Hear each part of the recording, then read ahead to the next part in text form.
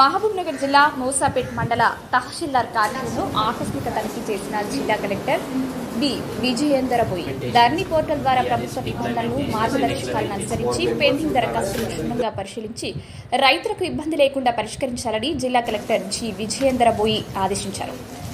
మంగళవారం మూసాపేట్ మండలంలో జిల్లా కలెక్టర్ పర్యటించారు. కొత్త తహసీల్దార్ కార్యాలయంలో ధరణి పెండింగ్ దరఖాస్తులపై కలెక్టర్ సమీక్షించారు.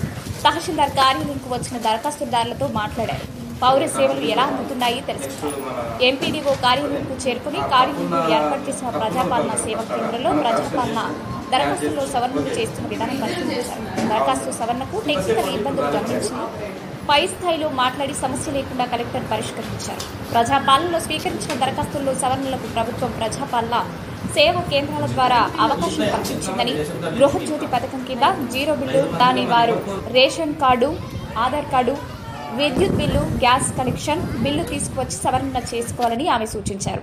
అనంతరం మండల ప్రాథమిక పాఠశాలను పరిశీలించి అమ్మ ఆదర్శ పాఠశాలల కమిటీ ద్వారా పాఠశాలలో చేపట్టిన మౌలిక వసతుల పనులు తనిఖీ చేశారు. పనులు నాణ్యతతో త్వరగా పూర్తి చేయాలని ఆమె ఆదేశించారు. మధ్యాహ్న భోజనం నాణ్యత పరిశీలించారు.